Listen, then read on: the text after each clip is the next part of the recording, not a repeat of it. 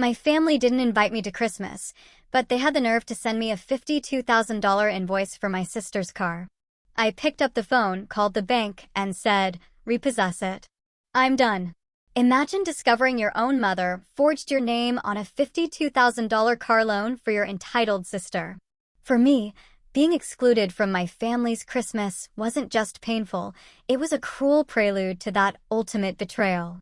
Because just weeks later, I opened an envelope that revealed the depths of their deceit, and in that moment, something inside me didn't just snap, it shattered.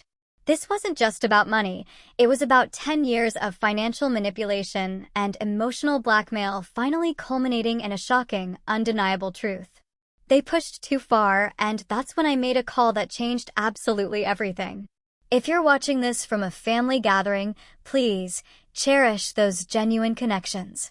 And if you're trying to find your voice, hit like and subscribe, because this is the story of how I finally stood up for myself and discovered what real family truly means. Growing up in Westchester County, New York, our 5-bedroom colonial, manicured lawns, and 3-car garage screamed perfect. On paper, the Mitchell family had everything. My dad, Richard, was this big-shot investment banker. My mom, Diana, was the queen of local charity circles. But honestly, inside those perfectly painted walls, our home was an emotional wasteland. Love felt less like a hug and more like a transaction, always with receipts attached. The dynamic shifted drastically when my sister, Jessica, was born. I was 4 and suddenly I was invisible. Jessica was the golden child, beautiful and effortlessly charismatic in ways I could never be. I was the studious, responsible one. She was vibrant and spontaneous. My parents adored those qualities in her, but found them irritating in me. When Jessica threw a tantrum, she was passionate. When I expressed a need, I was difficult. This pattern was our childhood soundtrack. She got horseback riding lessons because she wanted them. I had to maintain straight A's just to justify a modest request for piano lessons. For her sweet 16, a brand new Audi. For mine, a used Honda and a lecture about practicality. But I hustled. I graduated top of my class, earned a scholarship to Cornell, double majored in economics and business. While Jessica cycled through 3 different colleges, I was landing internships, building my resume. By 24, I landed a junior financial analyst position at a prestigious firm in Manhattan. By 27, I had my own apartment, a healthy 401k, and was completely self-sufficient. My independence came at a price, though. Every family gathering became an opportunity for these subtle, stinging jabs about how I was too career-focused or materialistic. The irony, right? My parents, who literally measured success in luxury cars and country club memberships, were criticizing my ambition while simultaneously exploiting it. It started small. Could you help Jessica with rent this month? Could you loan Dad money for a business venture until his next commission? Could you contribute to Mom's charity gala since you're doing so well? Each request was wrapped in this shiny paper of family unity and belonging. And each time I complied, the requests just grew. 3 years ago, I paid off Jessica's $12,000 credit card debt after she tearfully promised to be more responsible. 6 months later, she'd maxed it out again on a luxury vacation to Bali.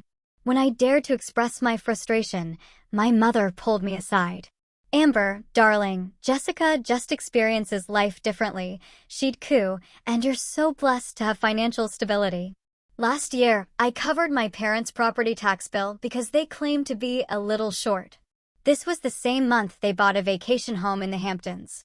When I questioned it, my father reminded me how they'd sacrificed everything for my education, conveniently forgetting my scholarships and the student loans I'd only just finished paying off. Despite it all, I still craved their approval. Last October, I tried again. A family weekend in Manhattan, my treat. I booked a suite at a boutique hotel, got tickets to a Broadway show Jessica had mentioned, made reservations at an exclusive restaurant. It was pleasant enough. My mother mostly critiqued my apartment size and location, while Jessica monopolized conversations with dramatic stories about her latest boyfriend. After that weekend, things with Jessica only escalated. She started calling me at work with financial emergencies, sending passive-aggressive texts when I couldn't drop everything. Meanwhile, my parents increased their not-so-subtle comparisons, always framing Jessica's financial irresponsibility as living life to the fullest, while my stability was somehow a character flaw. As November bled into December, I found myself both dreading and longing for the holidays. Despite everything, I'd already bought thoughtful gifts, mentally preparing for the familiar dance of seeking approval while setting boundaries. I had no idea this Christmas would be different, in the most gut-wrenching way possible. The realization hit on December 15th, an ordinary Wednesday that turned anything but during my lunch break. I was scrolling through Instagram when I saw it. My cousin Taylor's post. There was my entire family, gathered around a Christmas tree at my parents' home. The caption, "Early Mitchell Family Christmas." So blessed to have everyone together. Everyone except me. I stared at my phone, my stomach churning. My father carving a turkey. My mother arranging presents. Jessica laughing with our aunts and uncles, cousins, grandparents, even distant relatives I barely recognized. Everyone was there. The celebration had happened the previous weekend, and I hadn't received so much as a text. With shaking hands, I called my mother. She answered on the fourth ring, her voice sickeningly bright. "Oh, Amber, how are you, sweetheart?" "Mom," I asked, my voice barely a whisper, "why wasn't I invited to the family Christmas last weekend?" A pause. "Oh, that. Well, darling, it was very last minute. We knew you're always so busy with work, and Jessica mentioned you had told her you had plans." I had told Jessica no such thing. When I pointed this out, my mother sighed dramatically. "Amber, please don't start. It was just a casual gathering. Nothing formal. You know how Jessica gets when she feels overshadowed by you. She's going through a difficult time right now, and we didn't want to create any tension. You understand, don't you, sweetheart? You've always been our strong one." Being the strong one, I realized, was code for the one we can dismiss without consequences. Before I could respond, she added that they would see me on Christmas Day for the real celebration. The invitation felt like an afterthought, a bone thrown to pacify me. Later that evening, Jessica sent a series of texts. "Sorry you missed the party. Was so fun. Mom said you were busy anyway. By the way, can you help me pick out Mom's gift? I'm thinking jewelry, but need your dollar input. LOL. No acknowledgement of the exclusion, no genuine apology, just another request for money disguised as sisterly bonding. That night, I lay awake, replaying years of similar incidents. The family vacation to Cancun I discovered through Facebook photos. My graduation dinner where everyone was 3 hours late because Jessica had a minor fender bender. My promotion celebration cut short when Jessica called, crying about a breakup. By morning, I had made a decision. I texted my mother. I wouldn't be joining them for Christmas Day. I had other plans. What plans could be more important than family? She responded immediately. Family? The word felt so hollow. I didn't answer. Instead, I called my friend Leah. For years, she'd been inviting me to her family's holiday celebrations. Unlike my biological family, Leah's parents always treated me with genuine warmth. They asked about my work and actually listened. They remembered details about my life without keeping score of what I could do for them. "Of course, you can join us," Leah said without hesitation. "Mom always sets a place for you anyway. You're family to us, Amber." The contrast between this immediate acceptance and my own family's calculated exclusion brought tears to my eyes. In the days leading up to Christmas, I threw myself into creating new traditions. I helped Leah's family decorate their tree. I baked cookies using her grandmother's recipe. I wrapped thoughtful gifts for people who actually valued my presence. For the first time in years, I felt the genuine warmth the holiday season was supposed to bring. Meanwhile, my phone buzzed with increasingly manipulative messages. My father called to say I was breaking my mother's heart. Jessica alternated between guilt-tripping texts and demands for shopping advice. Relatives I barely spoke to suddenly had opinions about my selfish decision. The only message that didn't feel toxic came from my Aunt Patricia, my father's sister, who had always been a bit of an outsider herself. "I heard you're not coming for Christmas," she said when I answered. "Smart girl. She lowered her voice. I wanted to let you know that casual gathering was planned 3 months ago. I saw the invitations when I was at your parents' house in September. The confirmation of their deliberate exclusion stung, but also provided a chilling clarity. Then Patricia dropped another bombshell. Jessica totaled her car last month, you know. Drove it straight into a ditch after one of her nights out. Your parents have been scrambling to figure out how to get her a replacement without dipping into their Hamptons renovation fund. I thanked my aunt for her honesty and tried to push the information from my mind. I was determined to enjoy a peaceful Christmas with people who actually wanted me around. Christmas Day with Leah's family was everything I hadn't known I needed.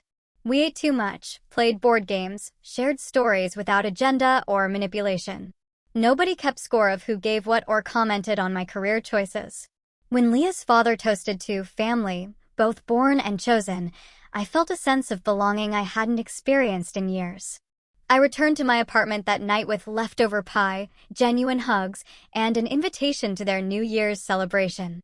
For the first time, I didn't feel the need to check my phone for messages from my biological family.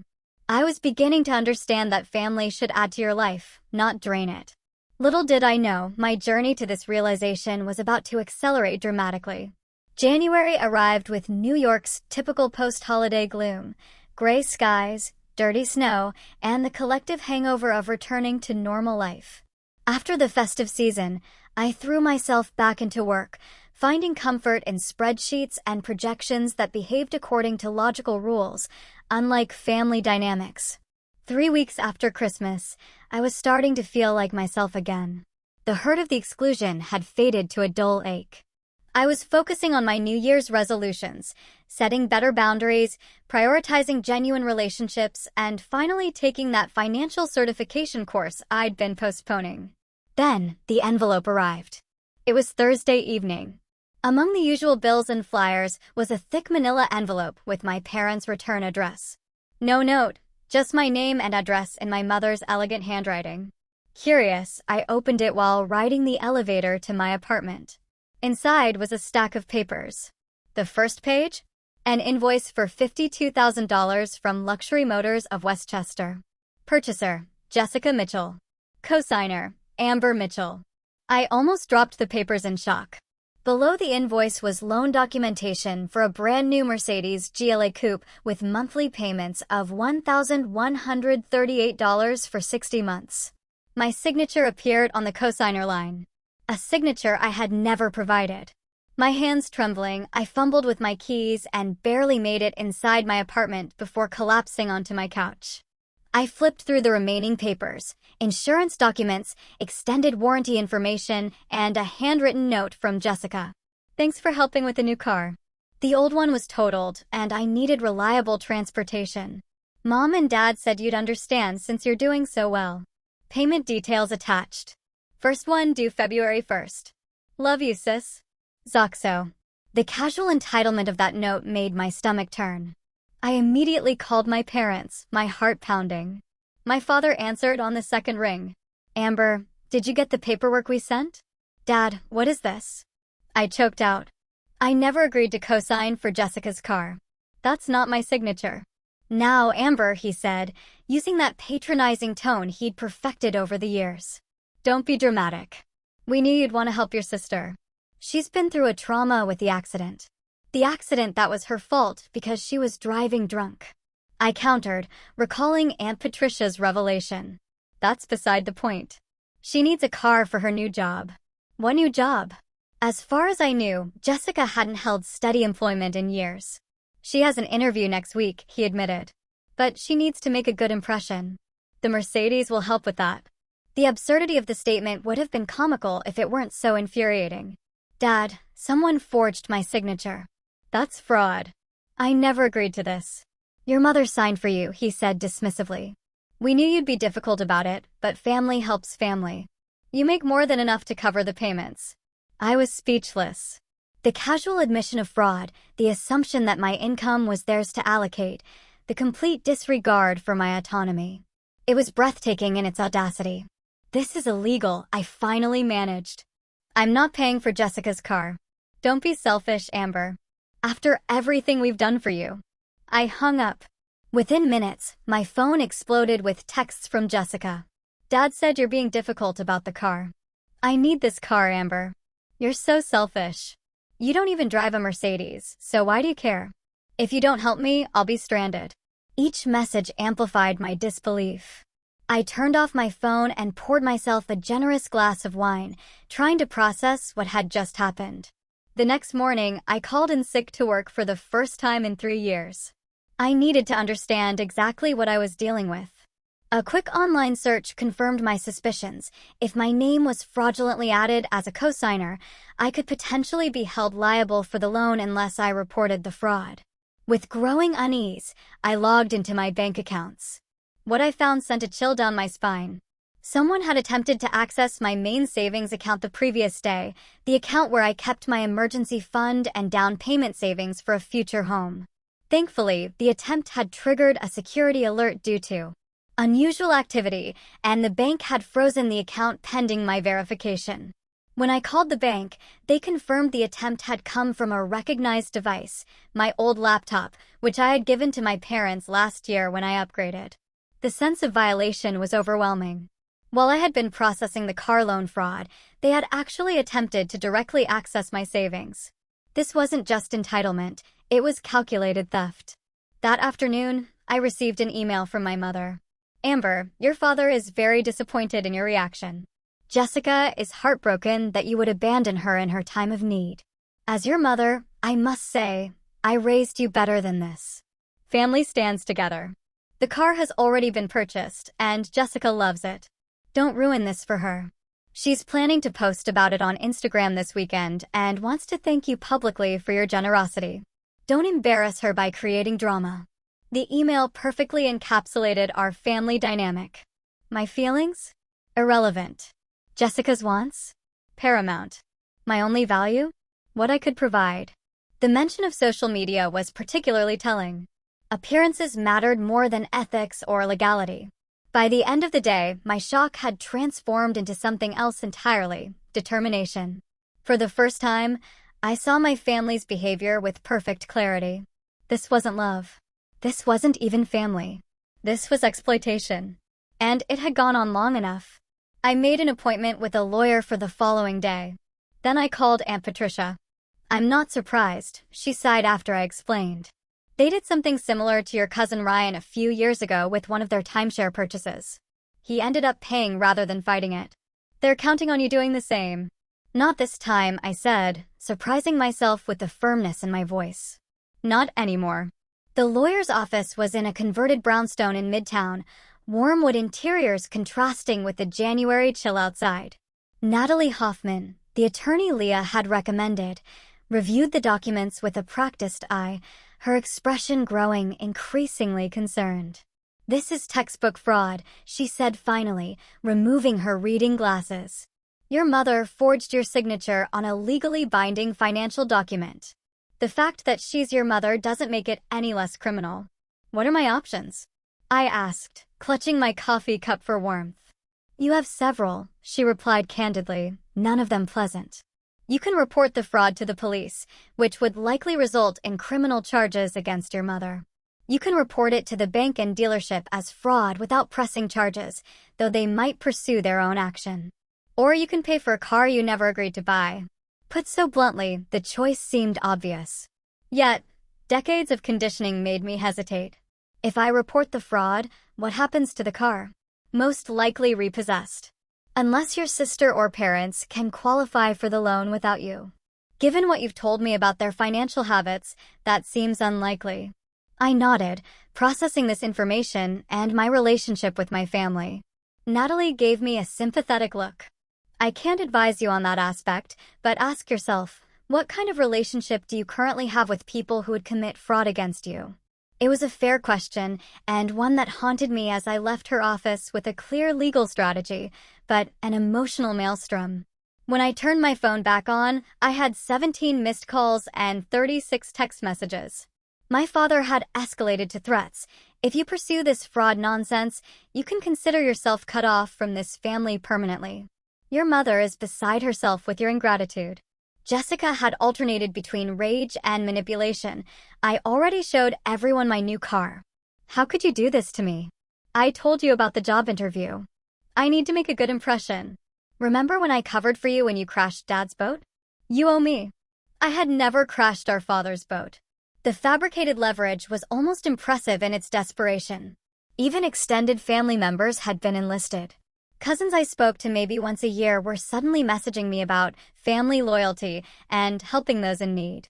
Uncle Robert, my father's brother and business partner, called to remind me that family disputes should stay private and suggested I was being overly legalistic about a simple misunderstanding. The coordinated pressure campaign only strengthened my resolve. I forwarded everything to Natalie and followed her advice to document all communications while limiting my responses. That evening, my boss, Sandra, called. I had returned to work, but had been distracted, my usual precision noticeably absent. Amber, is everything all right? The Wellington presentation seemed off today.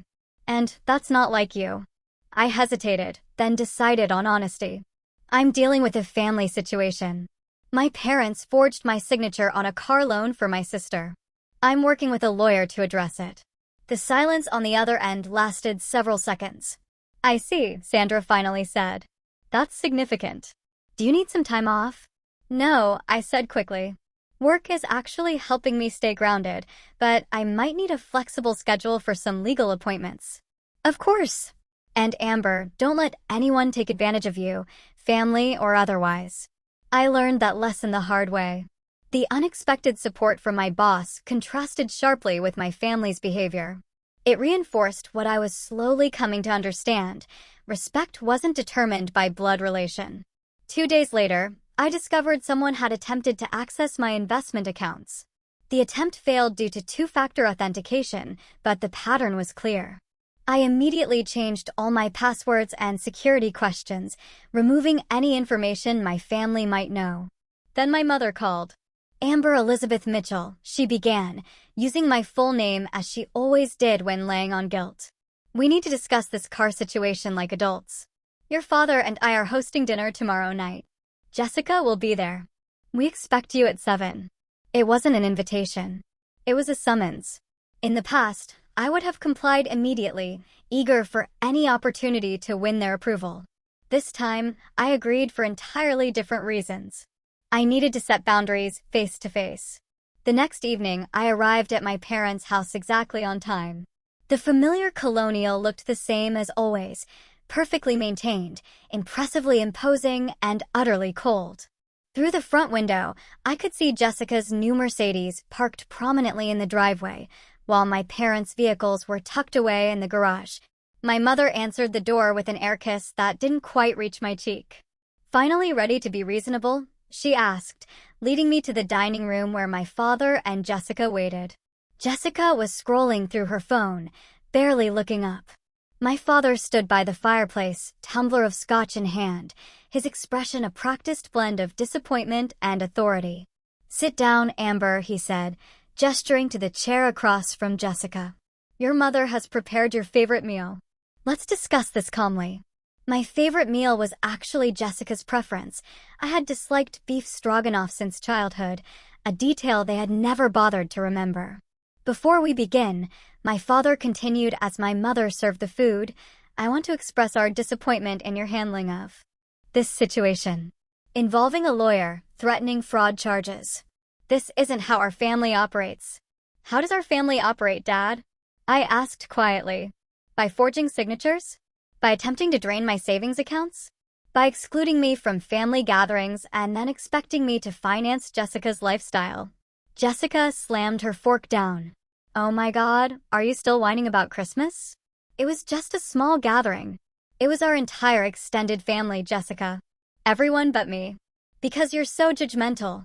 You make everyone uncomfortable with your job and your perfect apartment and your constant criticism of my choices. My mother placed a hand on Jessica's arm. Amber, you know your sister is sensitive. You've always been jealous of her, and frankly, it's unbecoming for a woman your age. The familiar script was playing out exactly as expected. Jessica, the victim. Amber, the villain. Reality, completely irrelevant. I'm not paying for the car, I said firmly. What you did was illegal. I've frozen all my accounts that you might have access to, and I've documented the fraud attempts. My father's face darkened. After everything we've done for you, what exactly have you done for me? I interrupted, surprising even myself. I worked for my scholarships. I paid off my student loans. I built my career through hard work and discipline. Meanwhile, you've supported Jessica through multiple failed degrees, bailed her out of credit card debt, and now committed fraud to buy her a luxury car she can't afford. We raised you, my mother snapped. We gave you a home, an education, opportunities. That's literally the minimum legal requirement of parenthood, I countered. And you've been making me pay for it ever since. As if I should be eternally grateful for basic parental responsibilities. Jessica, always quick to escalate, stood up so abruptly her chair tipped over. You think you're so much better than everyone? Newsflash, Amber, nobody likes you. Even your boyfriend left because you're a cold. Calculating, my ex-boyfriend had actually left because he'd been cheating with Jessica, a fact they didn't know I was aware of. The casual cruelty was illuminating. These people weren't just taking advantage of me financially, they actively disliked me while simultaneously expecting me to fund their lifestyle. If you don't pay for this car, my father said, his voice dangerously quiet, you're no longer part of this family. No more holidays, no inheritance, no connection to the Mitchell name. The threat that would have once devastated me now felt almost liberating. You're asking me to choose between $52,000 for a car I never agreed to buy, and a family that commits fraud against me, attempts to steal from me, and treats me with consistent disrespect? I stood up, napkin placed neatly beside my untouched meal. That's not actually a difficult choice. As I walked toward the door, my mother called after me. Jessica needs that car. What is she supposed to do? I turned back one last time. The same thing I did when I needed transportation. Buy a car she can actually afford. The drive home was a blur, adrenaline coursing through my veins. I had finally said things I'd been holding back for years. The relief was palpable, but so was the grief. I had just lost my family, or perhaps acknowledged the loss that had happened long ago. The aftermath of that family dinner brought unexpected clarity. Rather than the crushing guilt I had anticipated, I felt lighter, as if I'd put down a burden I'd been carrying for decades. Still, moments of doubt crept in. Was I overreacting? Was family loyalty more important than self-respect?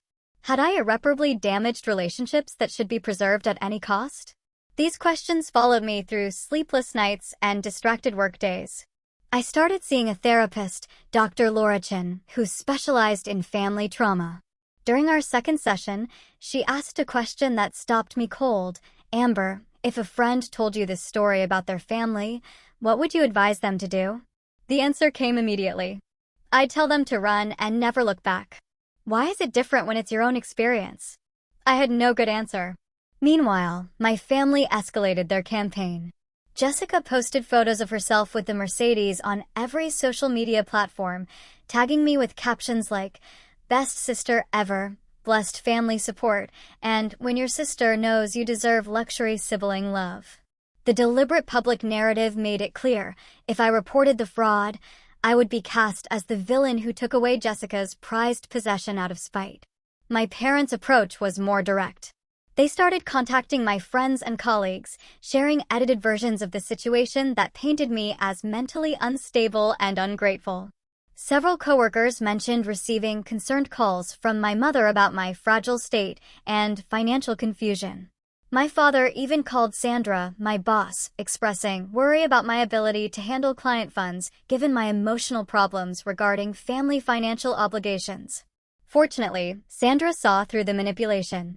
"Your father called me today," she told me during our weekly check-in. "I've never heard such obvious damage control in my life, and I work with crisis PR firms regularly." The invasion of my professional life crossed yet another boundary. That evening, I met with my financial advisor, Marcus, to ensure my assets were completely secured. "Based on what you've told me," he advised, "I recommend a complete financial firewall.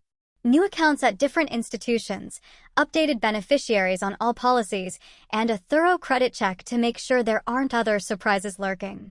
The credit check revealed another shock, an application for a store credit card in my name from a high-end furniture retailer, dated just 2 days after the car purchase. The application had been rejected due to the fraud alert I had placed, but the attempt itself was telling. This wasn't just about Jessica's car, it was the beginning of what could have become systematic financial exploitation. As January turned to February, Jessica's social media campaign took a darker turn. She started posting about toxic family members who pretend to support you and recognizing narcissists in your life. The projection was almost impressive. One post particularly stood out, a selfie in front of the Mercedes with the caption, "Some people would rather destroy what you love than see you happy. Stay strong against the haters, even when they're family." The comment section filled with supportive messages from relatives and friends who had no idea of the truth. Cousin Taylor, who had posted the Christmas gathering photos, even commented, "Blood doesn't always mean love. Creating boundaries is self-care." The irony was painful. That night, I received a text that finally pushed me over the edge. Jessica, apparently drunk judging by the typos and timestamp, sent, "You think you are so much better than everyone, but you are just a lonely BC with no one who loves you. Mom and Dad only put up with you for your money. We all laugh at you behind your back. Enjoy your empty apartment while I enjoy my car." I stared at the message for a long time, a strange calm settling over me. The raw honesty of her drunk text confirmed what I had suspected. My family didn't love me. They tolerated me for what I could provide. The realization should have devastated me, but instead, it felt like permission to finally let go. The next morning, with complete clarity and zero hesitation, I called Natalie Hoffman. "I'm ready to proceed with reporting the fraud," I told her. "All of it?" she asked. "Are you sure? Once we start this process, it will be difficult to reverse." "I'm sure," I said. "They've left me no choice." Then I called the bank that had financed Jessica's Mercedes. "My name is Amber Mitchell," I said when I reached the fraud department. "I need to report a forged signature on an auto loan." The representative asked several verification questions, then transferred me to a manager named Robert. His voice was kind but professional as he guided me through the process. I explained the situation, providing dates, documentation, and contact information for Natalie. "I understand this must be difficult, Ms. Mitchell," Robert said. "Family fraud is unfortunately common, but reporting it takes courage." "What happens now?" I asked. "We'll conduct an investigation, which typically takes 5 to 7 business days. If we confirm the fraud, as seems likely based on what you've shared, the loan will be removed from your name and credit report. The lender will then take appropriate action regarding the vehicle." "You mean repossession?" "Most likely, yes. Unless the other party can qualify for the loan independently." I knew Jessica couldn't. Her credit was destroyed from years of missed payments and maxed-out cards. My parents could probably afford the payments, but would be unlikely to take on the debt themselves. That would defeat their entire purpose of putting it in my name. "I understand," I said. "Please proceed." After hanging up, I sat in my silent apartment, the weight of my decisions settling around me. I had just initiated a process that would likely result in my sister losing her car and potentially lead to criminal charges against my mother for fraud. The family I had known was irretrievably shattered. Yet, alongside the grief, was something unexpected: pride. For the first time in my life, I had stood up for myself against the people who had been exploiting me for years. The cost was high, but the alternative, continuing to be their financial and emotional hostage, was no longer acceptable.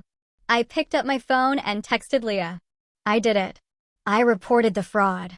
Her response came immediately. "I'm so proud of you. Want to come over for dinner? Dad's making his famous lasagna." I smiled through tears. Family, real family, was still possible, just not with the people who shared my DNA. The bank moved faster than expected. Just 3 days after my report, I received a call from Robert in the fraud department. "Miss Mitchell, our investigation confirms your signature was forged on the loan documents. We've removed the loan from your credit report and financial responsibility. We're proceeding with repossession of the vehicle." "How soon will that happen?" I asked, my stomach tightening despite my certainty that I was doing the right thing. "The repossession agent has been assigned. It could be today, tomorrow.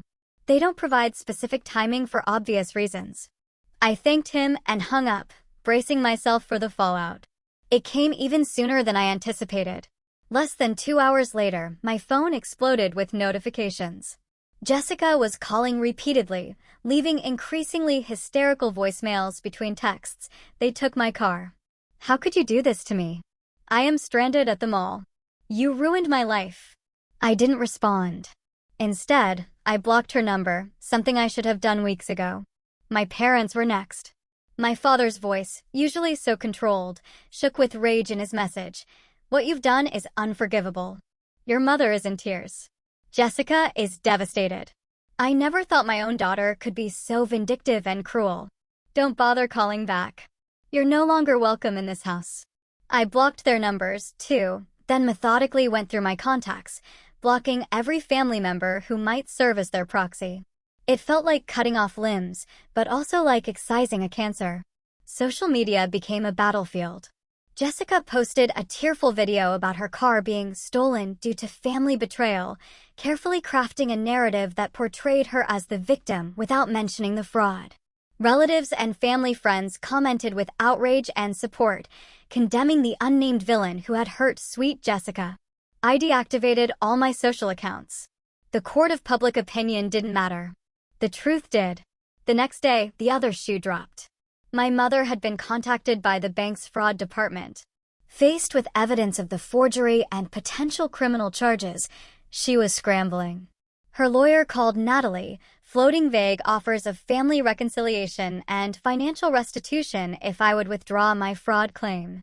They're running scared, Natalie told me. The bank has clear evidence of forgery, which is a felony. They're hoping you'll back down to protect your mother from criminal charges. What do you advise? I asked. That depends on what you want. If your goal is justice, we continue. If your goal is separation with minimal further conflict, we could negotiate a settlement that includes a formal admission of wrongdoing, financial compensation for your legal fees, and legally binding agreements that they'll never attempt to access your finances again. I chose the latter. I didn't want my mother to go to jail. Not out of love at this point, but because the family drama would never end if she became a martyr to Jessica's cause. I wanted clean closure, not an ongoing saga. The settlement negotiations took 2 weeks. My parents, faced with the reality of potential criminal charges, agreed to my terms with surprising speed. They would pay all my legal fees, sign notarized admissions of the fraud, and agree to legally binding non-contact orders. In exchange, I would not press criminal charges. Throughout this process, I received unexpected support from quarters I hadn't anticipated. Aunt Patricia called to tell me she was proud of me. Someone needed to stand up to them, she said. They've been pulling these stunts for years, and everyone's been too afraid of being cut off to say anything. Even more surprisingly, my cousin Ryan reached out. I heard what happened with the car, he said. Just wanted you to know I went through something similar with them 3 years ago. I wish I'd had your courage. The family I thought would stand united against me was revealing cracks I'd never noticed. Other victims of my parents' manipulation who had been suffering in silence. The day the settlement was finalized, I received a text from an unknown number. It was Jessica, using a friend's phone to bypass my block. You think you've won, but you've lost everything. Enjoy your money and your empty life. We're all better off without you. Her words were meant to wound, but they landed differently than she intended. Yes, I had lost my biological family. But what exactly had they contributed to my life beyond stress, manipulation, and exploitation? The emptiness I felt wasn't from their absence. It was from realizing they had never truly been present as loving family members in the first place. That evening, I met Leah and her parents for dinner. They had become my support system throughout the ordeal, offering practical help and emotional stability without judgment. To Amber, Leah's father toasted, raising his glass, for having the courage to choose self-respect over appeasement. Not everyone does. As we shared a meal filled with genuine conversation and laughter, I realized I wasn't grieving the loss of family. I was grieving the illusion that I had ever had one and celebrating the discovery that family could be found elsewhere. 6 months passed, bringing summer heat to New York and unexpected peace to my life. The legal battle with my family had concluded, the settlement enforced, and the non-contact orders maintained. My mother had avoided criminal charges. Jessica had eventually secured financing for a much more modest vehicle through my parents, and I had begun the process of healing from decades of emotional manipulation. The transition wasn't easy. There were nights I woke up panicking, convinced I had made a terrible mistake. Holidays and birthdays brought complicated emotions. Mother's Day was particularly difficult. I found myself standing in the card aisle at the drugstore, staring at messages celebrating loving mothers, feeling like an alien observing a custom from another planet. But there were surprising benefits to cutting toxic ties. My work performance improved dramatically once I wasn't constantly managing family crises. I received a substantial promotion and bonus, which I invested rather than diverting to family emergencies. My apartment, once criticized by my mother as depressingly small, became a peaceful sanctuary decorated exactly as I pleased. Most importantly, I discovered what genuine relationships felt like. Without the constant drain of my biological family, I had emotional energy to invest in friendships that had withered under the strain. I joined a book club, started taking weekend hiking trips with a group from work, and even began dating again, this time with healthier expectations and boundaries. Therapy with Dr. Chin continued weekly, then bi-weekly, as I developed stronger coping mechanisms. Family trauma doesn't disappear overnight, she reminded me. Healing isn't linear. There will be setbacks and difficult days. The goal isn't to never feel pain about your family. It's to process that pain in ways that don't derail your life. One unexpected aspect of recovery was learning to recognize and correct the distorted thinking patterns my family had instilled. I no longer felt guilty for setting boundaries. I stopped apologizing for my success. I recognized that generosity shouldn't require self-sacrifice and that love shouldn't come with invoices. In July, I received an email from Aunt Patricia. She and Uncle Stephen were celebrating their 40th anniversary with a small gathering at their lake house and wanted me to attend. No drama, no manipulation, just good food and better company, she promised. And absolutely no other Mitchells invited. I accepted, curious but cautious. The weekend proved to be a revelation. Aunt Patricia had always been the family rebel, maintaining distance from my parents' materialistic values while still participating in obligatory gatherings. Away from their influence, she was vibrant, funny, and surprisingly insightful. "Your mother was always like this," she told me as we sat on the dock watching the sunset. Even as a teenager, she measured everything in terms of what she could get from people. "Your father was a perfect match, equally transactional, equally status-conscious. When you were born, I'd hoped you'd somehow escape their influence." "I did," I said. "Just took 29 years.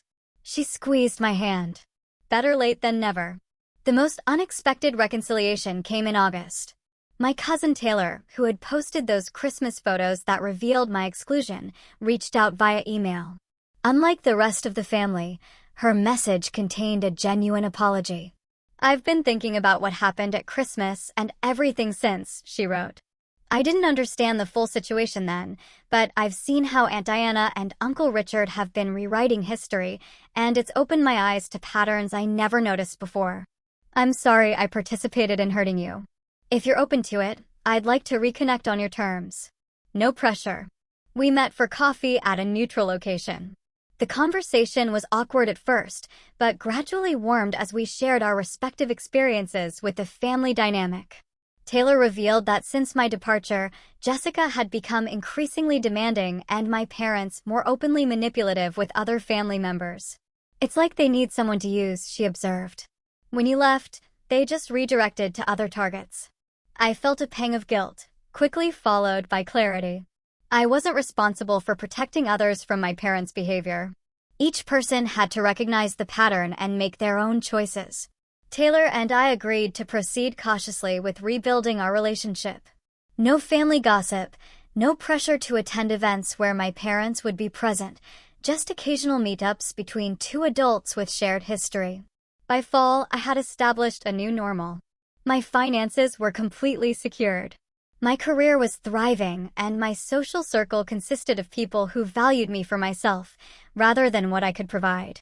I still had moments of sadness about what my family relationship could have been, but they no longer dominated my emotional landscape. In October, exactly 1 year after my ill-fated attempt to repair family ties with that Manhattan weekend, I received a text from Jessica.